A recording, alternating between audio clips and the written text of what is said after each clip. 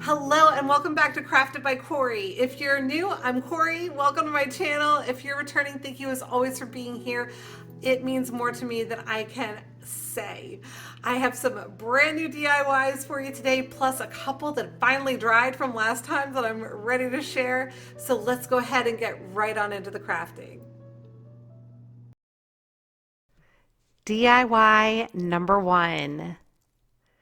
All right, I've got a paint pour project here. This is pearl magenta, and then I have gold, black, that's Mars black. This is phthalo green with my white by Amsterdam mixed together. And then the last one was the pearl lilac.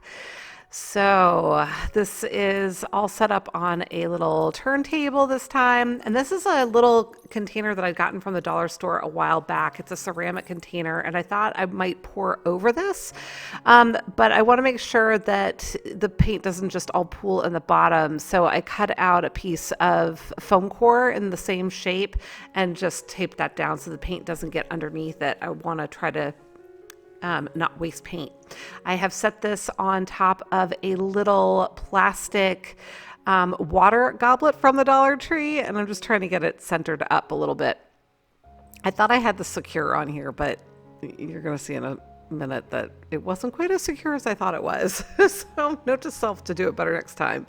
But I'm starting out with my Amsterdam white. This is mixed with Floetrol. I've had it mixed for quite some time now. I think it might actually be in need of some additional thinning out because it's not helping to move my paint as much as I would anticipate that it would. So this actually ended up being a fail, a complete and utter fail as far as the image that I had in my mind for this. I saw someone else do something similar on, I think it was Instagram or Facebook. I'm not exactly sure, but or it might have been YouTube. I don't know. I have things pop up in my feed, you guys, and I'll watch real quick. And I can't remember where I saw them. But I have seen this method done by a couple of different people. And I thought, you know what? I'm going to try this. And it started out really well. And then it just kind of all went to, you know what. But I'm obviously layering the paints on one at a time here. I did not slow this down. I should say I sped this up as I normally do with my crafting. Usually with my paint pouring projects, I will keep it at normal speed. Just so that you can see how quickly things are moving, and it seems to me that it's not going to bore you, basically, is the reason why I normally speed things up. For this one, I did opt to speed it up because I felt like I was going to be boring you. I might already be boring you. I don't know. But it's basically just being layered one color at a time. I did it in the same order throughout, and just continue to do that until my paint was completely used up. So it's flowing down over that piece. Is it an octagon? It might be a six-sided object. I'm not positive. But look at the fun pattern it created. I'm very excited about that. I'm going to go ahead and press down in the middle to try and get the paint to come into the center and close in. For whatever reason, I don't know if my table wasn't completely level or what, but I had a lot more paint going off to the one side. So I did try straightening it out a little. Now I'm just using the back end of a paintbrush to create kind of a petal effect. And I was loving the way that this was looking. This might have been another issue that I had. I should have, in hindsight, put down a base coat. I did not. So now I'm going around the whole thing with my white Amsterdam paint that again is mixed with Floetrol. But again, I think I need to thin it out a little bit more because it's, I think it's just a little too thick. So I am making sure that's all smoothed around so that ideally it will give my paint that I want to move around the canvas a way to move. And I totally just grabbed some of that paint up there and messed that all up. So I'm going to try and clean that. Ultimately, it's not going to make any difference because of what I end up having to do with this after I completely wreck this in a second. So I'm about to spin it out a little bit and then move on to the method that I've seen done that has normally created amazing flower-like images out of the blooms. Yeah, complete fail. Complete and utter fail. Ultimately, the piece does turn out really cool, just completely different from what I had imagined. So you saw me trying to spin it and it went flying off a little bit. I got it resituated and now I'm spinning it out a little bit. I do like the way that this looks when it spins out a bit. Part of me wonders if I should have just tried to force the stretching of it. It reminds me of a butterfly right there, even though obviously it's got more than just the two little parts on either side that you would expect for a butterfly, but I think it's really cool looking. I am enjoying the colors. I think that they're really pretty. This is the first time that I'm using black in a paint pour, so that was a little new for me too. But it all is kind of a little off to one side here, so I was trying to see if I could get it to recenter just a little bit, but the paint's just not moving. I am so afraid that I'm going to make the paints too liquidy that, oh, and here it is. This is a damp paper towel. I dampened it, I sprayed it with my water bottle, and I'm setting it down. Now, you should be able to pick this up in theory and have a beautiful bloom that's left. No, I have a hot mess. I was like, this is awful. It looks terrible. I should have just left it the way it was. How does everybody else get these amazing, really pretty flower looking things? And I have that. So, like I said, complete fail on that attempt. But I moved my little turntable out of the way and we're going to keep working on this. Oh, right there, it kind of looks like a tree. That's actually kind of fun. But I added in some more of the white paint to just try to help me move some of this around. But what I was starting to say before, I am so afraid of making my paints too thin that I think I have been making them too thick in general. So I am going to get over my fear of super thin paint and I'm going to try again on a future video to get this paint to move because this seems to recently be a recurring theme with my paint pours. The paints are just clearly too thick for what I'm trying to do with them. So this is how we learn, right? I mean, I literally start knocking it here on the table to try and get the paint to move. I was bumping each corner, trying to get it to move down. And again, this is sped up about 2.5 times because there was just no point in trying to keep it at regular speed or we would all be sleeping right now. So I continued to work with it until I got it to where I wanted it. And as I said, I do think it turned out very cool. Makes me think of a dragon a little bit, the end piece with, I don't know, maybe that's just completely abstract and you won't see the dragon that I had seen. But right now I'm going to go ahead and touch up the edges, but let me know what you think of this.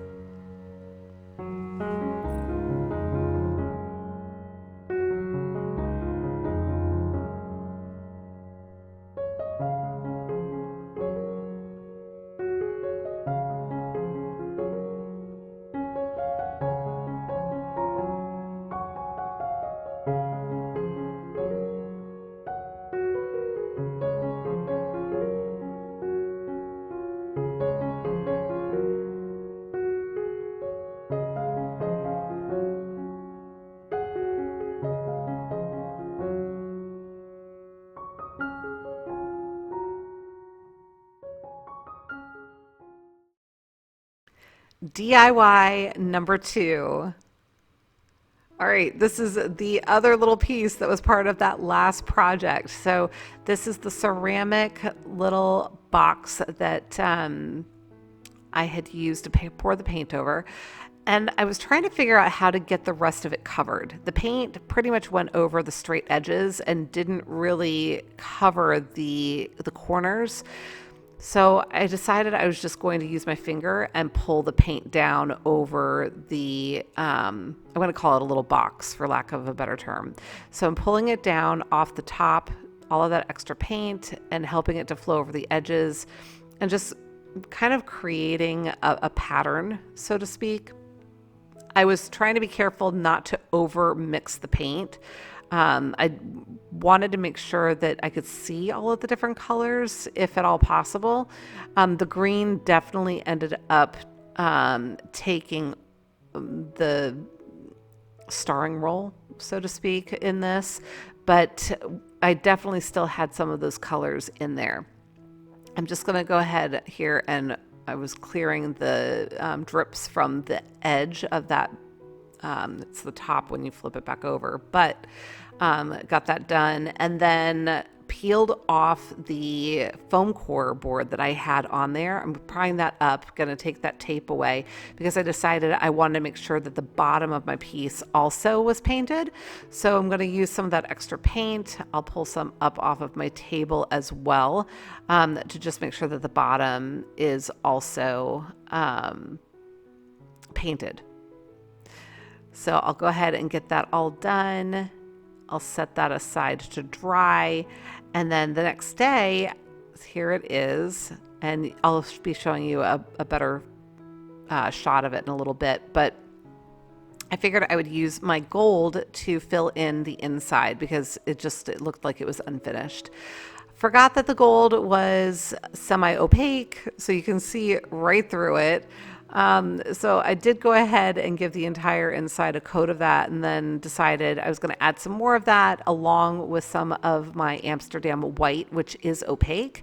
I figured, hey, if I mix this together, it should hopefully give me an opaque gold paint, which it did. It was just a little bit lighter in color. But that enabled me to give this another coat and have full coverage. So I just continued to work that around, got everything coated, and then I set it aside to dry as well, and this little piece was done. Let me know what you think of this one.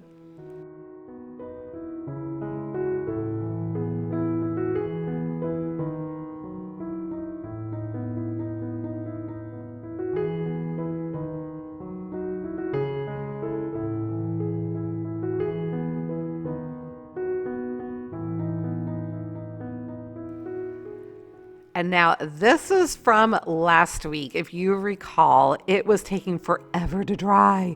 So if you remember that, and then this was the complementing piece that also was not drying. So I didn't have a chance to show you the finished results, but I have it for you now. Just as a reminder, these had been mixed with apple barrel pouring medium, these paints. So it did actually dry with a gloss finish, which is different than what I've been getting. And the colors are much more vibrant than what I've been experiencing. So here is the vase. Take a look at how gorgeous this turned out.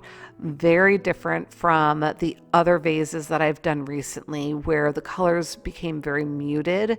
I'm going to turn it around here so you can see the back side of it. And I would say that the camera here really isn't even doing it justice. The colors are super vibrant and bright. I think I just need to get some new lighting. But here is the painting in its dried form. Again, I think this is absolutely beautiful. All of the colors that are in here.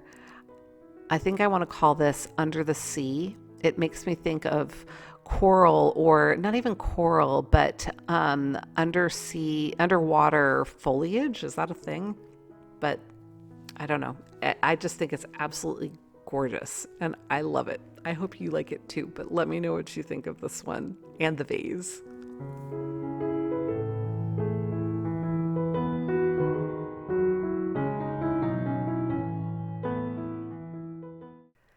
DIY number 3.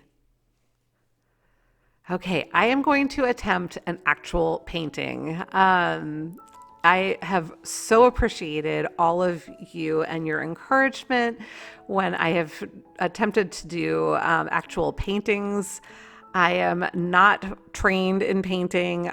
This is all stuff that I just attempt based on what I am able to find on YouTube myself, you guys. So I'm going to put a link to the video for the painter that I was trying to follow on this particular painting. I am using colors that are a little bit darker and more muted than what that artist was using, largely because I had it in my head that I needed to use these Arteza paints, and these were the colors that I had, and the other yellow that I have in particular was super bright, and I thought it might be too bright. In hindsight, I'm wishing that I'd used some of my brighter colors or had dug into my apple barrel paints because I've got a ton of them. I actually do have other Arteza paints, come to think of it. I don't know. I just had in my head that I needed to use these or I wanted to use these. So that's what I did.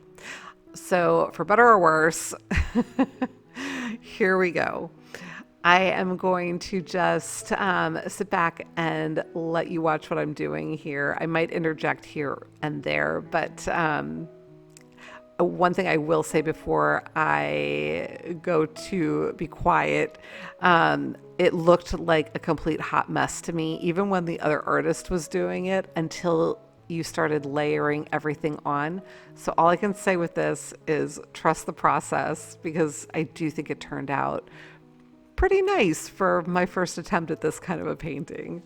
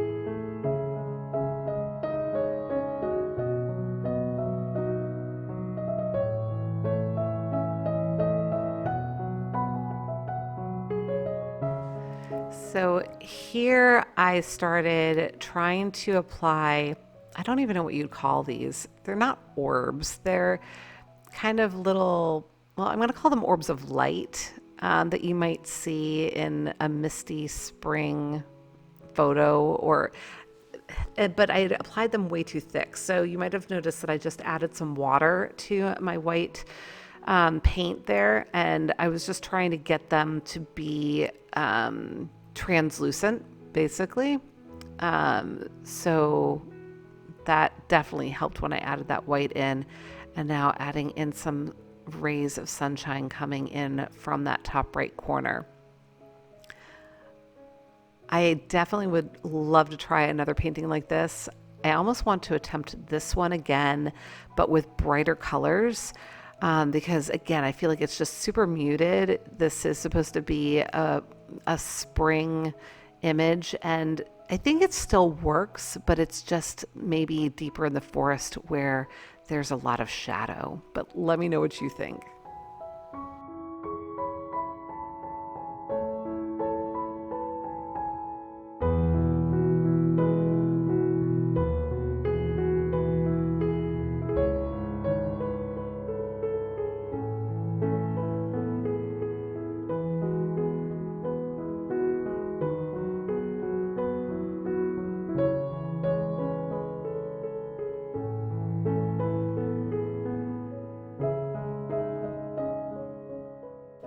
And now it's time for a shout out timeout.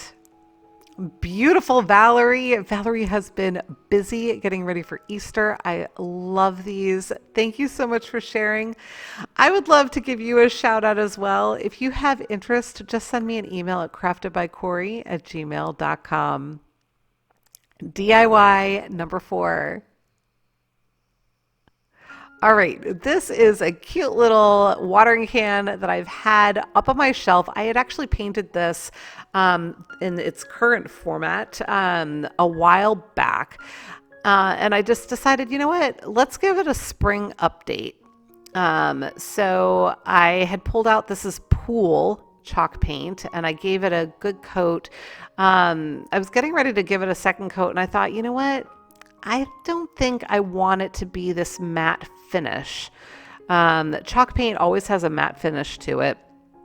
And I thought, you know what? I'm going to pull out some of my regular acrylic paint.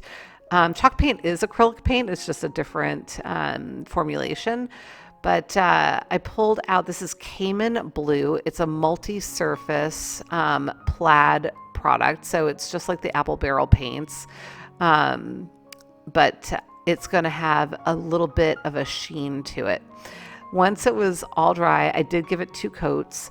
I grabbed my white paint and I am giving this, not giving this, I am creating flowers with just creating the petals. So I pretty much did 7 little petals all the way around. And then I'm going to be coming in just a moment with my yellow. It's the lemon yellow Arteza paint that I was wishing I had used in the last painting. But I just went ahead and added a bunch of these little white flowers. I had daisies in mind. Clearly these petals are much wider than you might see on daisies, but it was kind of the inspiration that I had in mind as I was creating my flowers here. I did opt to do one right on the spout there, but just kind of created them randomly around the watering can. So here I come in with my lemon yellow, as I mentioned, and I'm going to get a small brush and I'm going to, I think I'm actually drying this right now because I wanted to make sure that my yellow went down on top of the white. So this is just a tiny little brush now, and I'm just going to stipple it in the middle. I was thinking tiny little dots of yellow, and they did end up blending together a little bit more than my initial vision, so to speak. But I think it needed a little bit more yellow than what I was originally envisioning. But I think this is so bright and springy and happy. It just makes me smile every time I look at it. So I hope that you're enjoying this as well. But I'm going to go ahead and finish up with all of the centers of those flowers. And then I felt like it needed a little bit something more. I wanted kind of a different type of flower, but I didn't quite know what to do. So I'm just going to put little yellow buds on here. I don't even know what they are called. I want to call them pom-pom flowers. They might be a type of dahlia.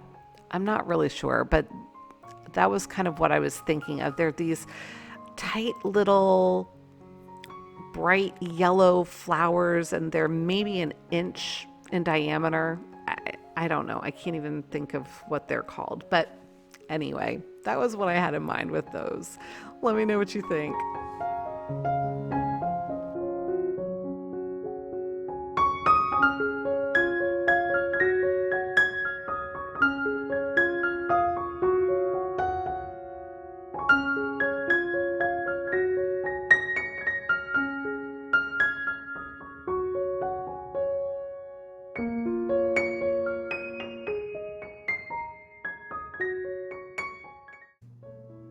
Okay, everybody, that's it for today. If you enjoyed the projects, please remember to give me a big thumbs up, leave me a comment, and let me know which one was your favorite.